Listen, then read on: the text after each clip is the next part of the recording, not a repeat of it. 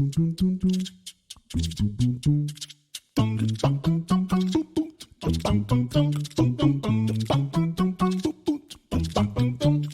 welcome to another episode of Spells Storm Miniatures. My name is Jeremiah, and today we have another solo podcast. The last couple of podcast episodes have been pretty fantastic. We've had a couple of great guests on. Refresh your memory, in March we had Alyssa on. Alyssa's a local painter, and she does some of the best work that I know. People that I know personally. I just really like her style, and she came on. What is it? Episode 76. We ended up having a great conversation, and she has a really funny sense of humor. And I'm sort of embarrassed by my interview with her because I didn't pick up on all of the jokes that she dropped. And so when I went back and was listening, I was like, oh yeah, that was pretty funny. And I probably should have responded more in kind, maybe. But yeah, it was a good episode, and I know that it was pretty inspiring for me. And then, and most recently, in March, we also had Carl on from War Games Atlantic, which is an up and coming modeling company, and they have lines for or models for all kinds of lines and different time periods and sci-fi and fantasy and all that stuff. But anyway, that was a really fantastic interview, and we ended up getting a little bit behind the scenes in terms of some of the decisions that companies make with what product lines they'll come out with, and like some of their like sales goals and things like that. That was pretty cool. I hadn't really considered that side of the hobby per se. I hadn't really considered all that stuff because I'm not in the business of it. I'm just a fun casual gamer, and I have a podcast that talks about games, I guess. Today, so like I mentioned at the top, it's just me, and I have a couple of thoughts that I will probably just ramble. That's the word I want. That I'll probably just ramble on about a little bit. I hope that it's interesting. I think a couple of the thoughts might come across as maybe sort of confessional and maybe anecdotal, but I'm sure there are people out there who could and would relate. So we'll get there. One of the things I haven't done recently is I haven't done a gaming update. Here's a full confession.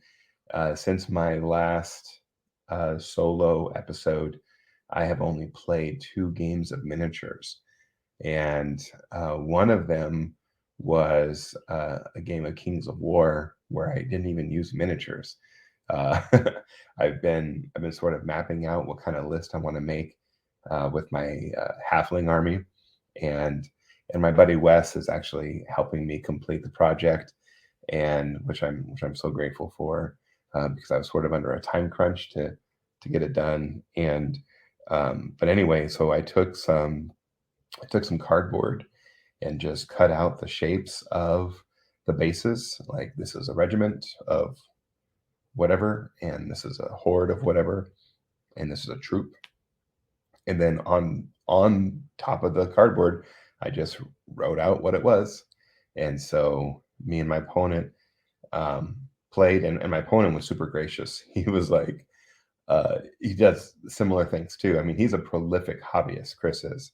He was the one who was playing that night, and he's a fantastic painter too.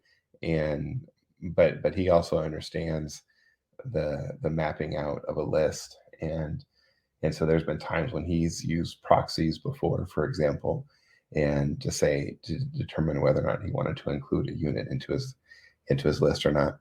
And so he was super gracious. He allowed me to do that, and suffered through my poor handwriting as I did label every unit, but there were a couple that got kind of sloppy, and he couldn't exactly tell what they were. But it was great. It's a very fun tactical game. Kings of War is. There are a lot of great decision points you get to make as a general, and it reminds me of a lot of other great games that are very strategic. Like simple, the rules are pretty simple, and they're um, you know with a lot of with repetition, you'll get those down really quickly. And so all of the challenges come in game, and that's the kind of game I like to play. And I've played a lot of games, and I love good competition or whatever. Um, but one of my favorites still of all time is just chess, and where I mean we all have the white side and the black side both have the same number of pieces and even the same count, and we all know what the pieces are going to do, but the game plays out so differently because of all the choices that are made in game. And so I really appreciate that. I like good competition. So um, and yeah, so that's but I've been pretty minis light lately. A lot of extra work lately, and and a few personal things have come up just with my family and my extended family, and so I really haven't been around to play games. The only other game I really have been playing with any consistency has been the Flesh and Blood card game, which is something that my son and I do. And I think I've reached a point in our gaming where I can consistently beat him now, which I don't know how he feels about that. So let's see what he comes up with to see if he can gain back some of the momentum. But that's sort of my gaming update. And do a little hobby update at the end of the episode. I'll stick to my normal rhythm.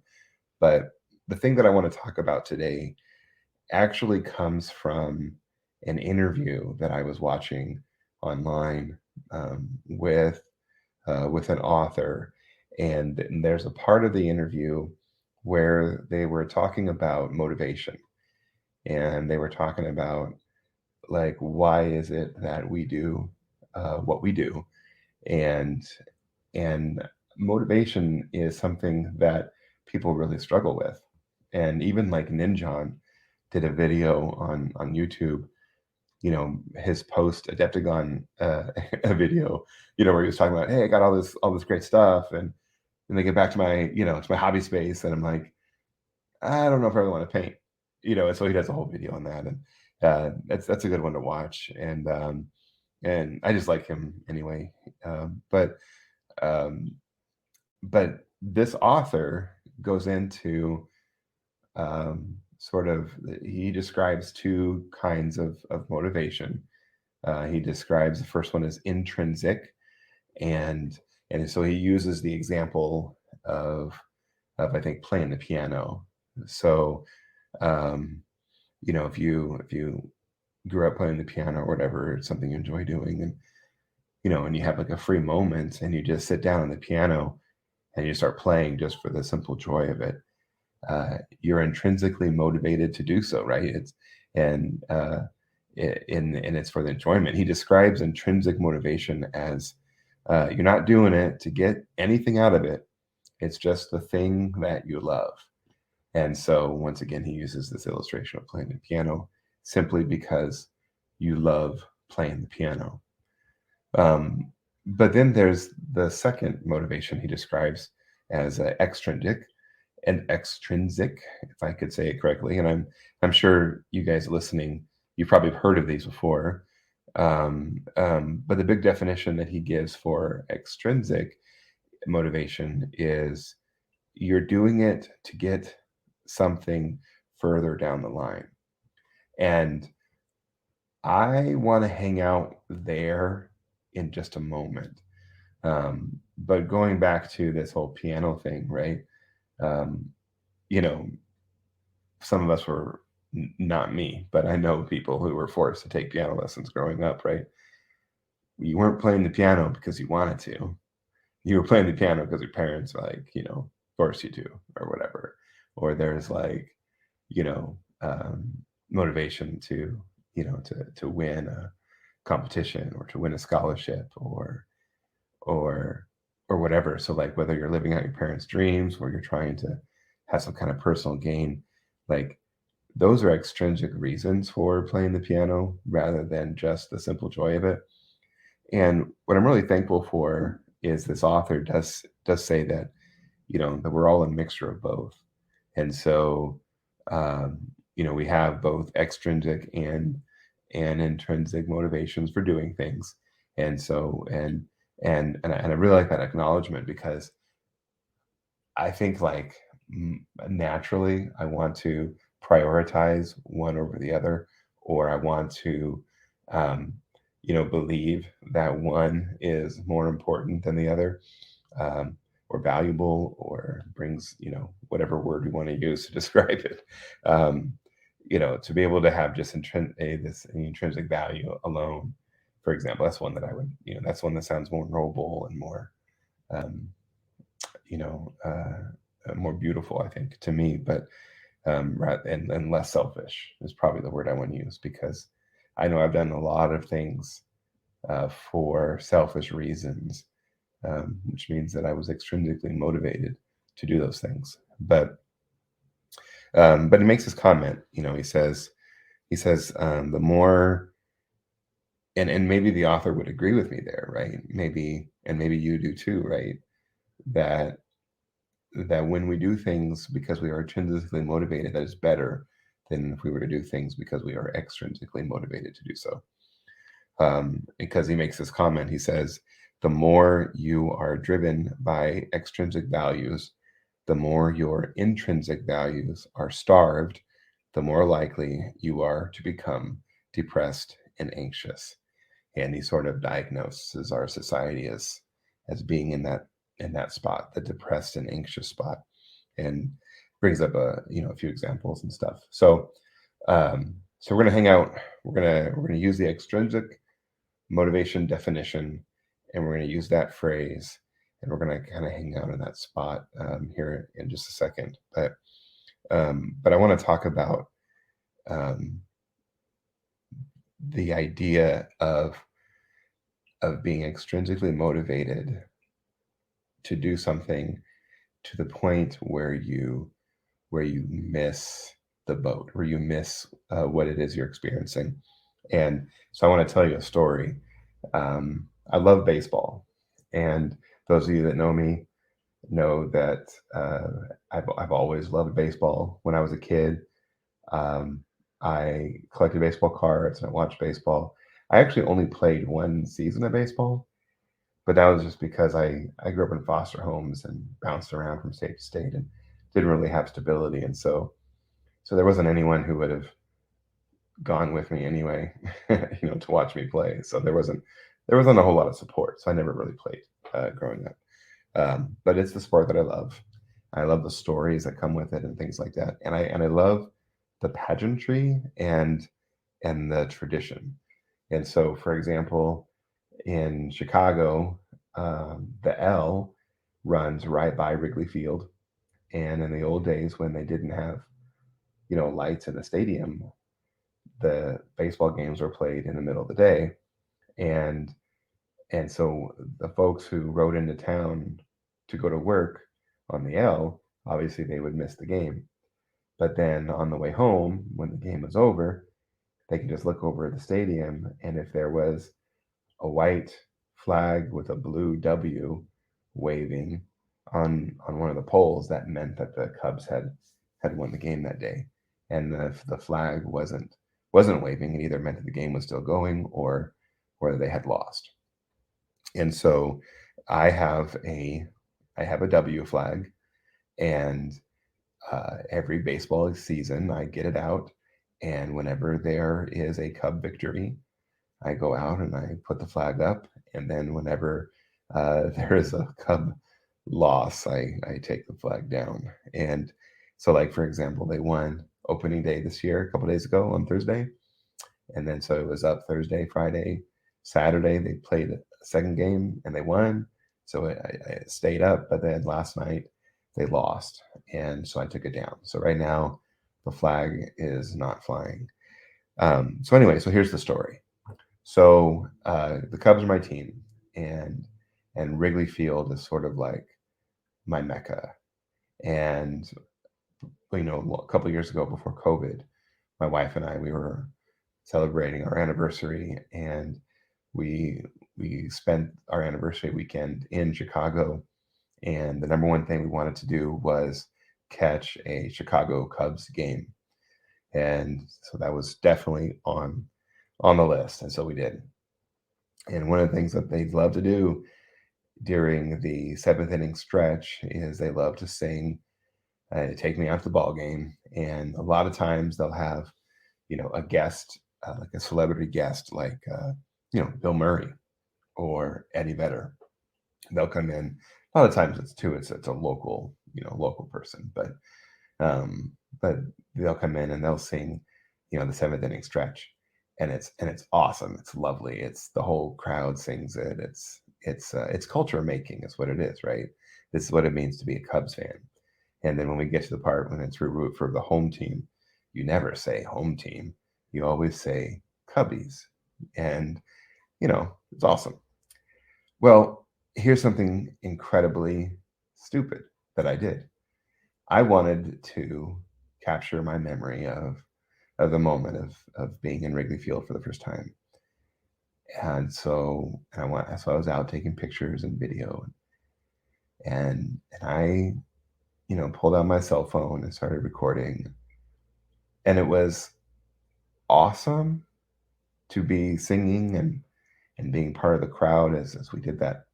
But at the same time, it also sort of removed me from the experience. And so it's like, what am I going to do with that video? Right? I'll post it to my Instagram, which I did, and people liked it, and it was awesome, right? And I was like, oh yeah, people liked my video. So I took something that was like deeply part of like who I am for years, right? Growing up a Cubs fan for years and going to, Wrigley Field for the first time and participating in all of the, the ritual and stuff. Just so that I could show other people that I actually was there and that they could like my post. Made me feel kind of icky, and it made me wish that I could have taken that back, you know? And that's a minor thing, right?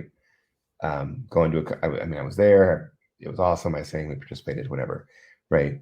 But that's what this author is talking about when he's talking about us being more extrinsically motivated than being intrinsically motivated about things.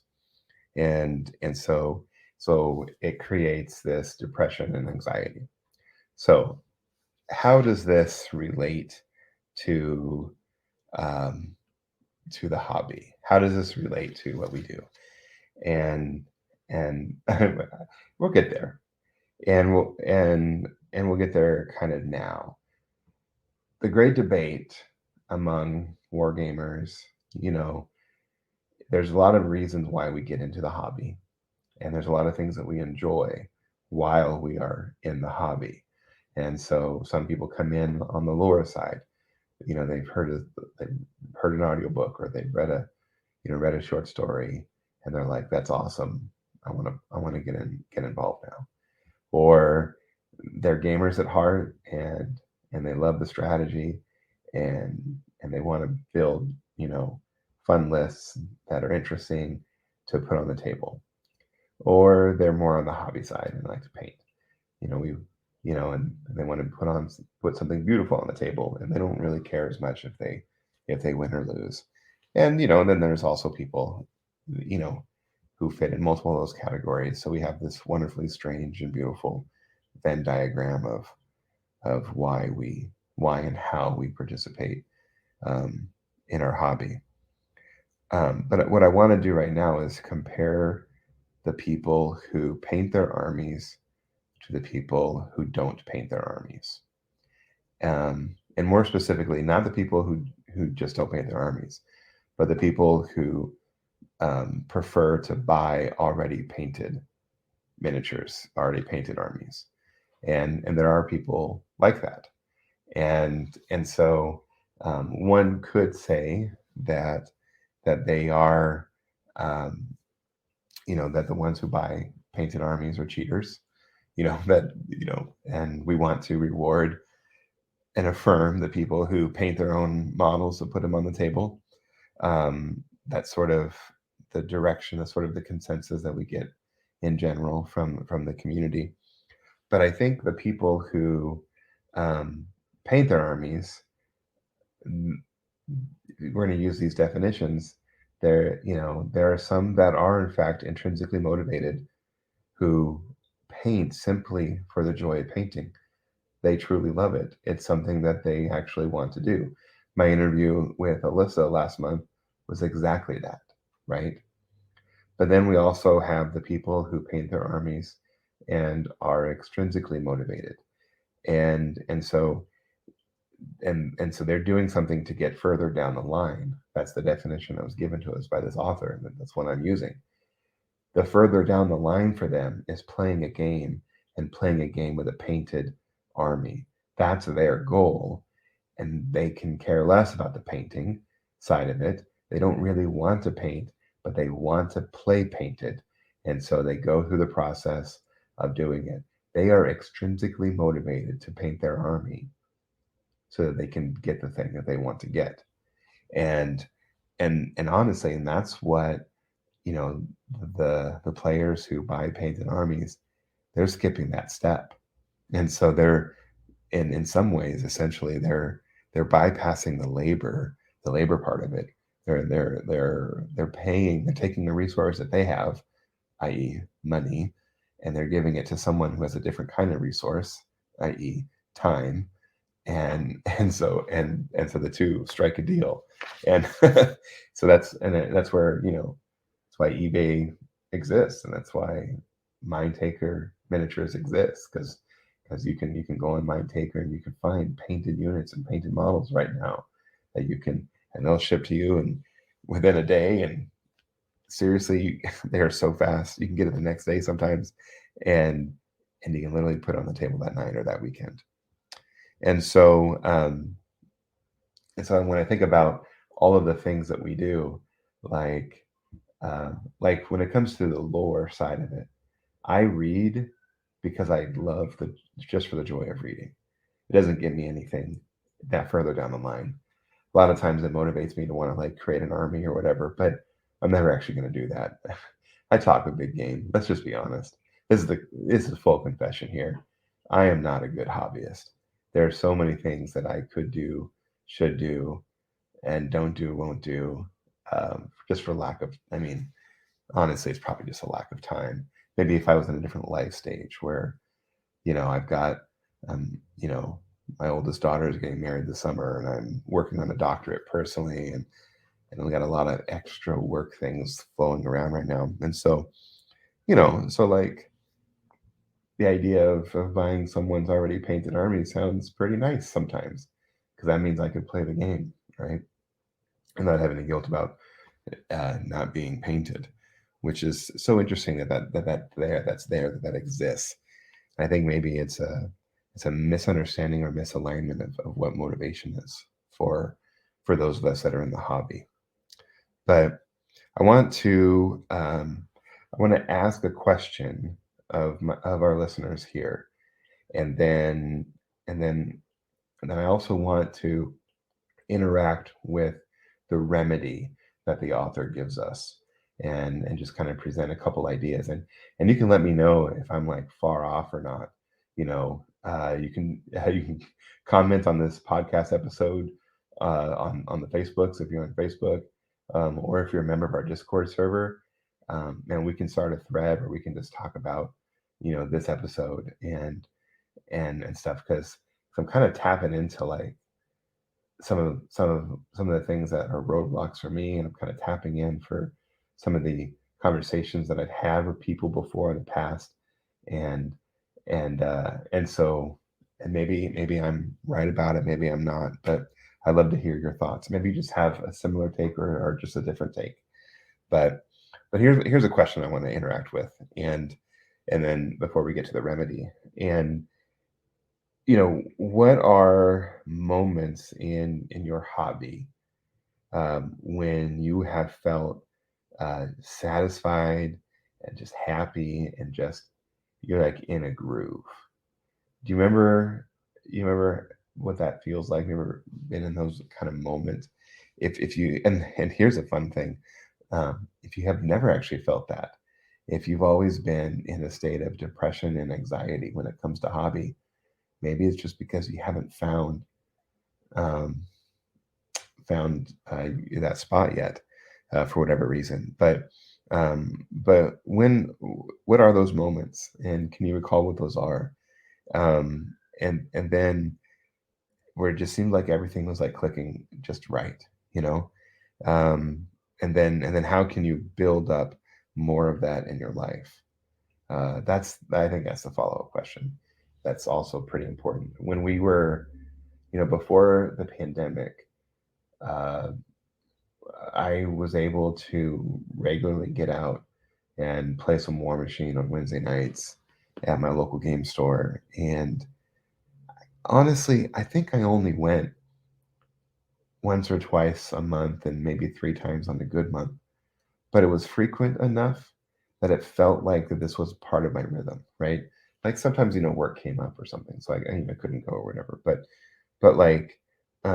I was out often enough, and I saw the guys often enough, the players often enough, and there were nights when maybe I didn't bring my army. I just sat in the back and hobbied or talked to the players who are hobbying, and um, and then when COVID hit, everything shut down, right? And that whole community, that whole part of my life just gone. And and so I would say maybe that was the season for me where everything was just flowing, and it was just part of my rhythm. My wife knew that I wasn't gonna be home for dinner at a regular time that night. That was just my night out. And then if my son didn't have his homework done, or if he had his homework done, he could come with, and that sort of thing. Um, I remember we used to meet earlier too, and there were some weeks when I would pick up my son from school, and our armies would already be in the car, and we just go right to the game store, and we would just we'd be there for hours, right? And it was pretty good. So, what are moments in your life when you felt satisfied, was happy, and just and it when it comes to hobby, and then how can you build up more of that? So the answer, the sort of the remedy to this whole thing that the author presented in this interview was the idea of meeting up, like scheduling regular meetings, and and you know it seems pretty simple, but if you just consider the story I just shared about how life was before COVID, w- could it be that we can get that back after COVID, right? And, after the global pandemic, and, you know, things are starting to open up. I live in Oregon, and so, we were one of the states that held on to the mask mandate a little bit longer and things like that. And so we're a little bit slower to reopen. Is the word I think we're using compared to some of the other states.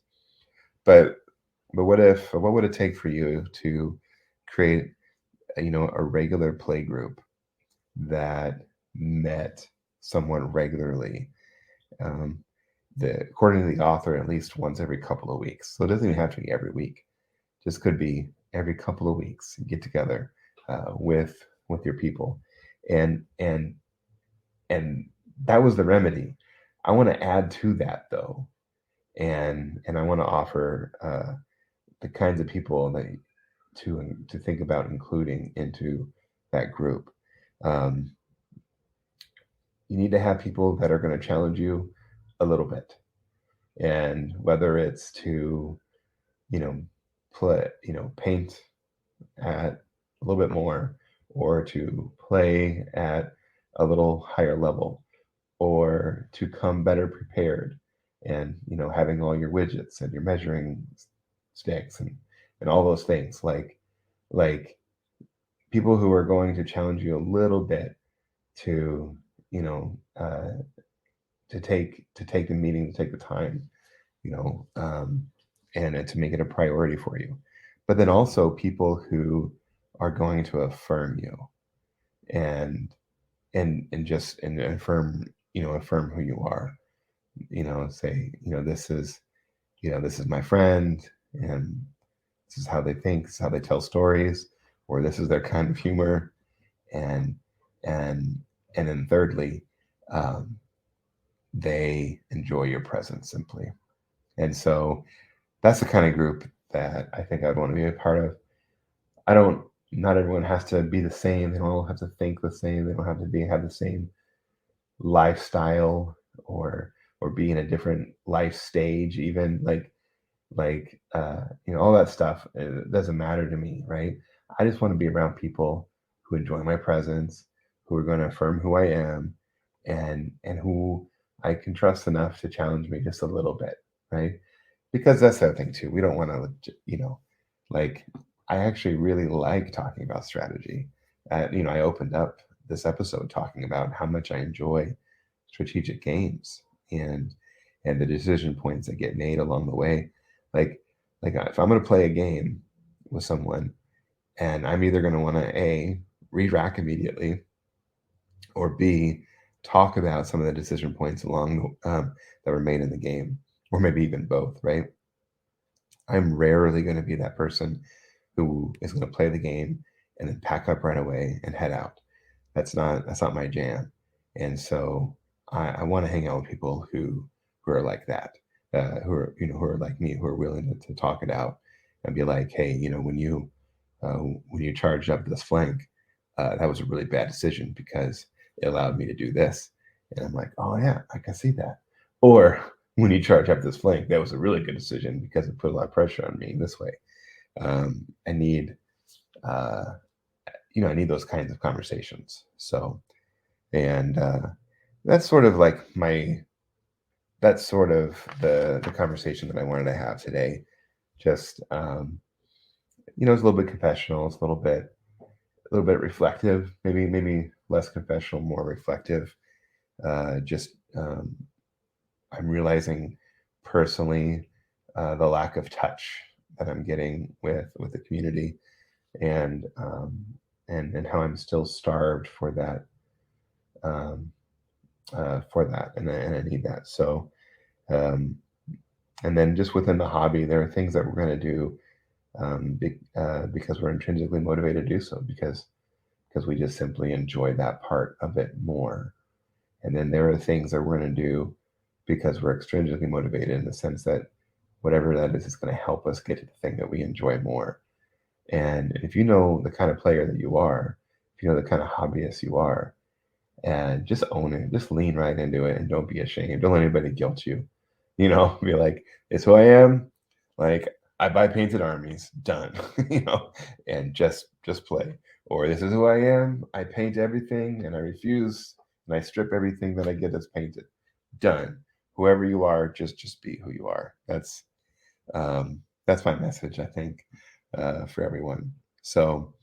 Um, so I always end the episodes with uh, a couple of things and hobby desk and things like that. So we're gonna do. Um, my hobby desk is lame right now. It is currently holding a stack of books and some halfway painted Monster Apocalypse models that are probably collecting dust now. And so I need to take one of those air duster things that I can air things to blow off the dust before I actually start painting them. I know in my last solo episode I had talked about doing the Imperium magazine. Um, I have not even opened up issue one yet, and I'm embarrassed to say, and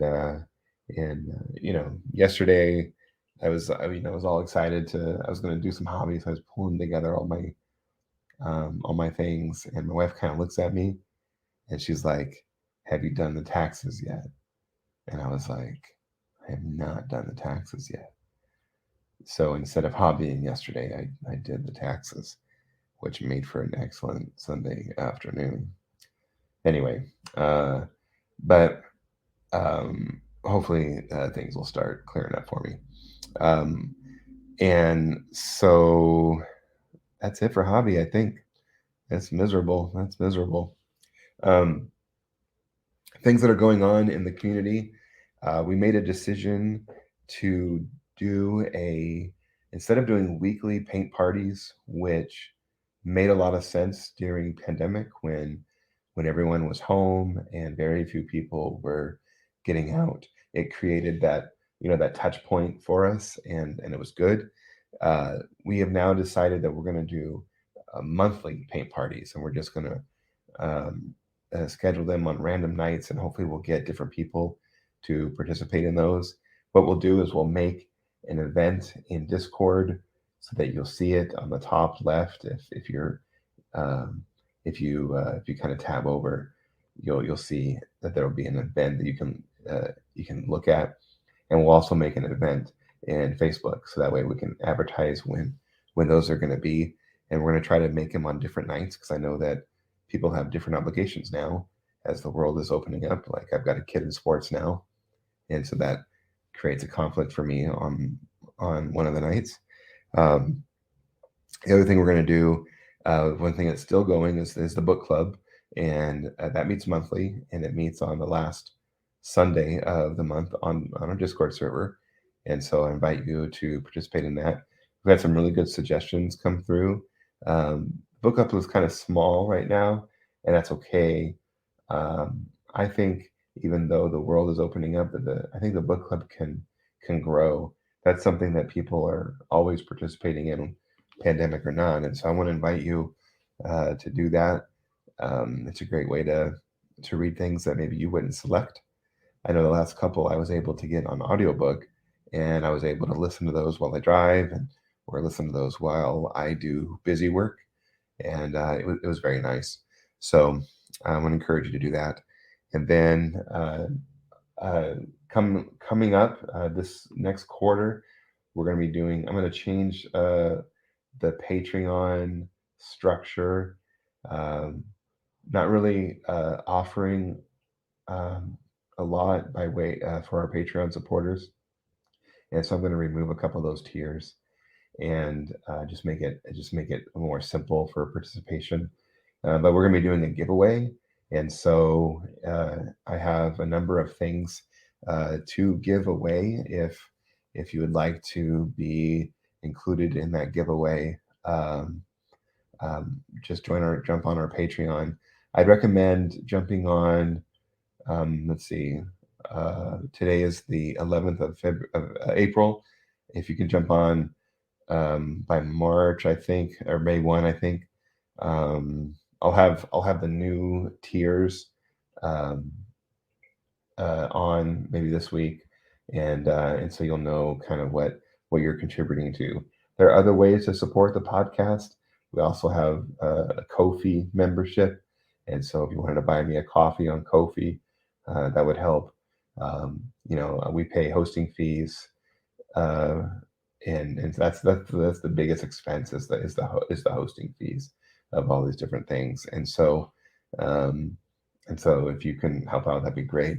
Another way you can help out is we do have two affiliate links, and so one of them is with Death Ray Designs. They do fantastic work with terrain. They also have their own model line now that is playable in the BattleTech universe if you're interested in that. They do base inserts and base toppers for all the games. They fit all the bases. You just have to kind of find what it is that you're looking for. Some of them are acrylic, and those are some really pretty ones. I really like those a lot. And some of them are like MDF or something. And so if you just go on their website, you just read the descriptions of what you're looking for or what you're looking at.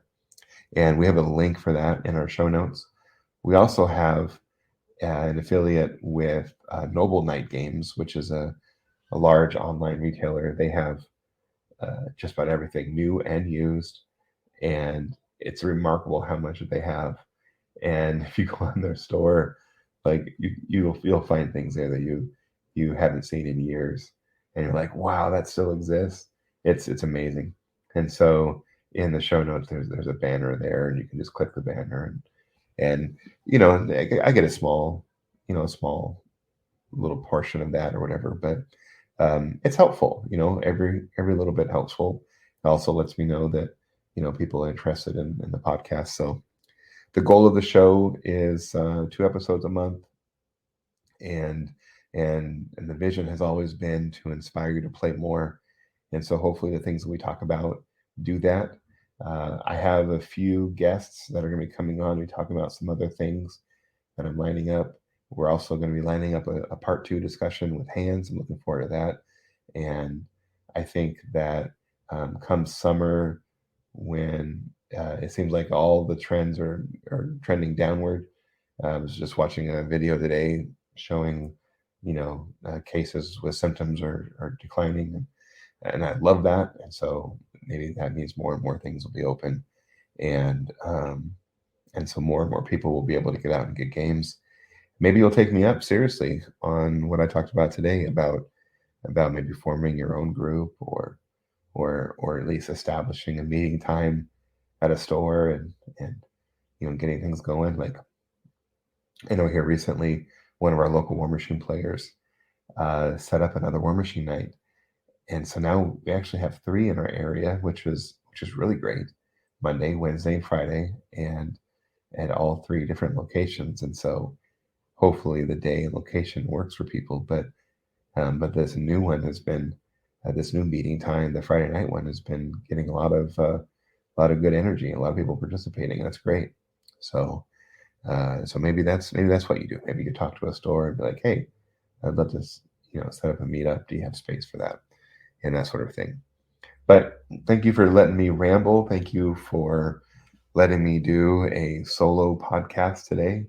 I hope that something I shared or said inspired you, and I'll love to catch you at the next episode. So thank you.